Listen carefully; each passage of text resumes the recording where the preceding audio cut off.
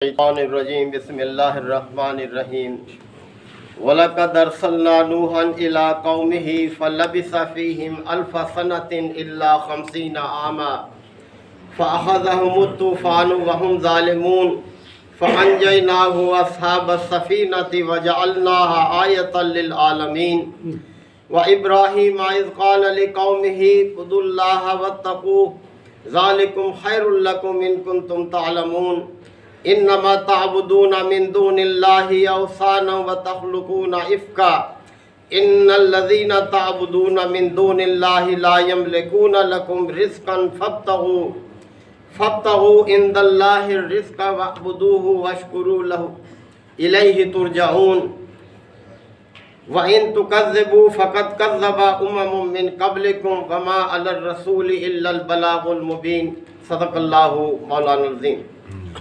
سورہ العنکبوت کے یہ دوسرے رکوع کی ابتدائی آیات ہیں۔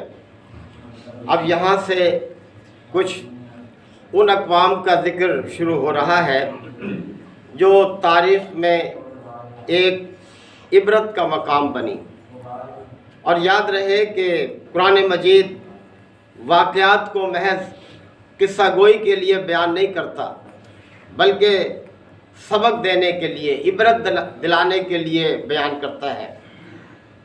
دو باتیں پیش نظر رہیں کہ جیسے کہ سورت کے شروع میں یہ بات رب کائنات نے بیان فرمائی کہ ہجرت حبشہ سے پہلے بڑے سخت حالات تھے، مسلمانوں پر عرصہ حیات تنگ کر دیا گیا تھا مخالفین کی طرف سے، اور حضرت خباب بن ارد رضی اللہ عنہ نبی کریم صلی اللہ علیہ وسلم کی خدمت میں حاضر ہوئے تھے اور عرض کیا تھا، یا رسول اللہ آپ ہمارے لیے دعا کیوں نہیں کرتے کہ ہمارے لیے حالات بہتر ہو جائیں؟ تو آپ صلی اللہ علیہ وسلم جو خانہ کعبہ میں تشریف فرما تھے، ٹیک لگائے بیٹھے تھے خانہ کعبہ کی دیوار کے ساتھ سائے میں، آپ کا چہرہ مبارک سرخ ہو گیا تھا اور فرمایا کہ تم ابھی سے گھبرا گئے ہو، جبکہ سابقہ قوموں کے ساتھ کیا کیا سلوک کیا گیا، یعنی انہیں گڑھے میں بٹھا کر ان کے اوپر آرا چلا کر ان کے دو حصے کر دیے گئے، پھر بھی وہ ایمان پر قائم رہے وہ قوم، اور اسی طرح سے انہیں لوہے کی کنگھیوں سے ان کے جسم سے گوشت جو ہے وہ اتار لیا گیا، لیکن پھر بھی وہ ثابت قدم رہے۔ تو تم ابھی سے گھبرا گئے ہو۔ تو یہ جو واقعات اب یہاں سے شروع ہو رہے ہیں، یعنی قومیں، یہ نوح، حضرت ابراہیم علیہ السلام، قوم عاد، قوم سمود، قوم لوط، حضرت شعیب علیہ السلام، یہ سارے موسیٰ اور فرعون کے یہ واقعات یہ مختصراً آگے آئیں گے۔ تو اس مقصد کے لیے ہے کہ اہل ایمان کو حوصلہ دیا جائے کہ وہ گھبرائیں نہیں۔ ہر دور میں ایسا ہوا ہے کہ جو پیغمبر آئے اللہ کی دعوت لے کر، ان کے پیروکاروں کو ستایا گیا، ان کے ساتھ سختیاں کی گئیں، اور دوسری طرف مخالفین کو بھی خبردار کیا ہے ان واقعات کے ذریعے سے کہ دیکھو سابقہ قوموں نے پیغمبروں کے ساتھ جو زیادتی کی، تو دیکھیں ان کا انجام کیا ہوا، کیا انجام ہوا قوم نوح کا، قوم لوط کا، عاد اور سمود کا، قوم فرعون کا، ذرا ان کا انجام دیکھ لو۔ ہمارے پیغمبر تو ہر دور میں سرخرو ہوئے اور برے انجام سے دو چار مخالفین ہی ہوئے ہیں۔ تو ان دو باتوں کے گرد ہی یہ سارے واقعات ہیں۔ یہ فرمایا کہ وَلَقَدْ أَرْسَلْنَا نُوحًا إِلَىٰ قَوْمِهِ، اور ہم نے نوح کو بھی اس کی قوم کی طرف بھیجا تھا۔ اب حضرت نوح علیہ السلام کا جو دور ہے وہ تو نبی کریم صلی اللہ علیہ وسلم سے کچھ 6000 سال کے لگ بھگ دور ہے وہ، یعنی اتنی پرانی قوم کا ذکر وہاں سے شروع کیا اللہ تعالیٰ نے۔ فَلَبِثَ فِيهِمْ أَلْفَ سَنَةٍ إِلَّا 50 عَامًا، اور نوح اپنی قوم میں 50 کم 1000 سال رہا، یعنی اتنی لمبی مدت انہوں نے اپنی قوم کو اللہ کا پیغام پہنچایا۔ فَأَخَذَهُمُ الطُّوفَانُ، پس پھر طوفان نے انہیں آن لیا، ایک طوفان نے ان کو آ گھیرا۔ وَهُمْ ظَالِمُونَ، اس لیے کہ وہی ظلم کرنے والے تھے، زیادتی کرنے والے تھے۔ فَأَنجَيْنَاهُ وَأَصْحَابَ السَّفِينَةِ، پس ہم نے اسے اور کشتی کے سواروں کو تو بچا لیا۔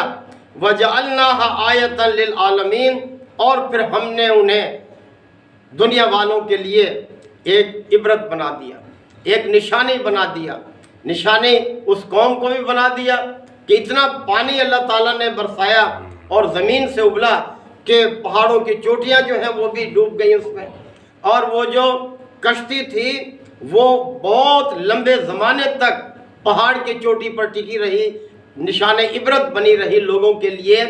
حالانکہ پہاڑ کی چوٹی پر کشتی کا کیا کام، ایک ہی امکان ہے کہ اتنا پانی آیا ہو کہ کشتی بلند ہوتے ہوتے پہاڑوں کی بلندی کو پہنچ گئی، اور جب پانی اترا ہے اللہ کے حکم سے تو کشتی پھنسی رہ گئی وہیں پہاڑ کی چوٹی پر، تو وہ نشان عبرت رہی وہ کشتی بہت لمبے عرصے تک لوگوں کے لیے۔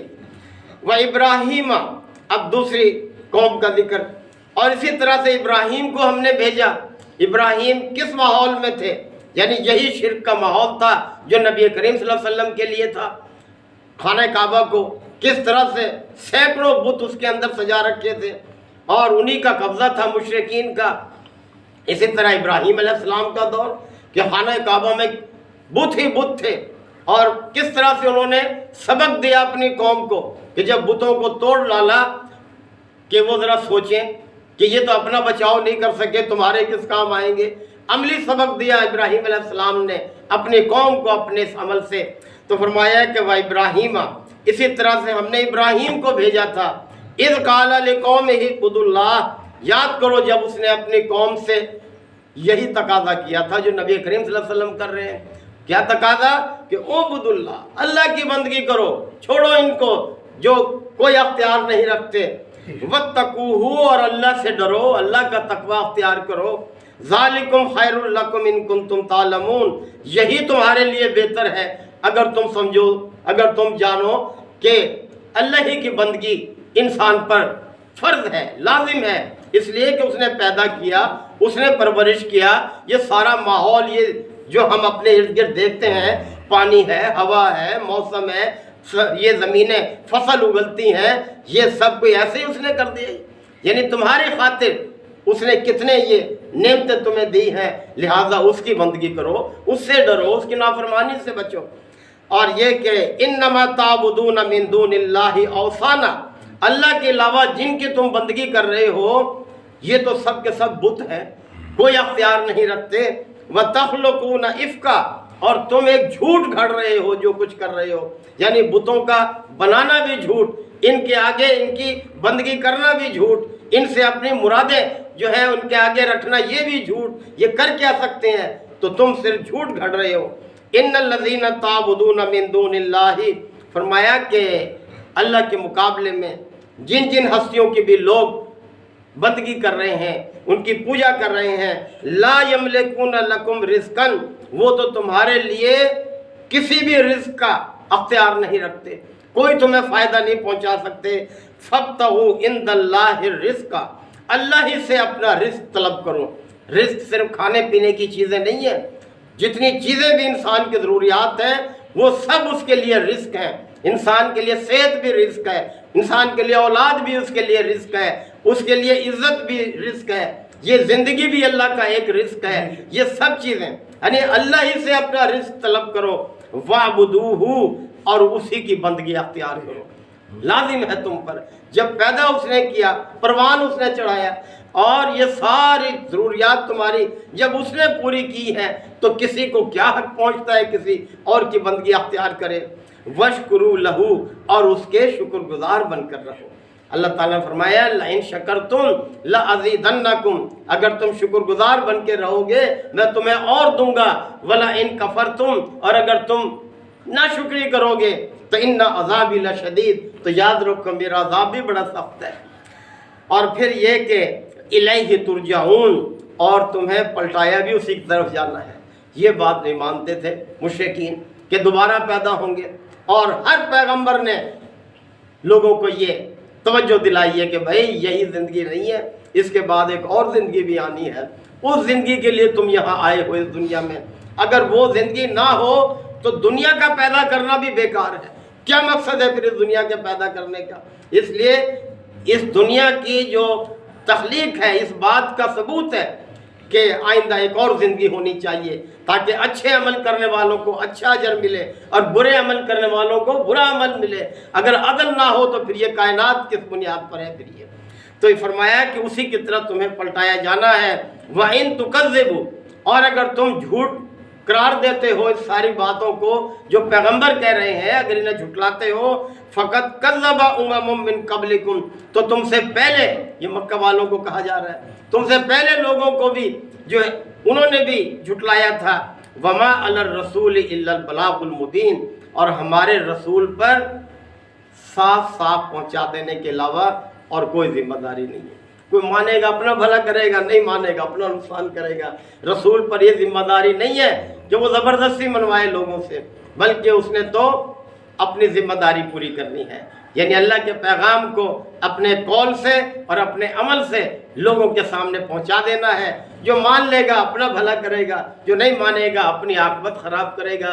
اللہ تعالی ہم سب کو عمل کی توفیق عطا فرمائے۔ وآخر دعوانا الحمدللہ رب العالمین۔ الحمدللہ وکفی وسلام علی عبادہ الذین اصطفی۔ ربنا آتنا فی الدنیا حسنہ وفی الآخرۃ حسنہ وقنا عذاب النار وادخلنا الجنۃ مع الابرار یا عزیز یا غفار یا رب العالمین۔ اللہم انکا عفو کریم تحب العفو فاعف عنا۔ اللہم من احییتہ منا فاحیہ علی الاسلام ومن توفیتہ منا فتوفہ علی الایمان۔ یا شافی الامراض اشف مرضانا ومرضى المسلمین۔ یا قاضی الحاجات اقض حاجاتنا وحاجات المسلمین۔ اللہم اعز الاسلام والمسلمین۔ ربنا تقبل منا انک انت السمیع العلیم وتب علینا انک انت التواب الرحیم۔ صلی اللہ تعالی علی خیر خلقہ محمد وآلہ وصحبہ اجمعین۔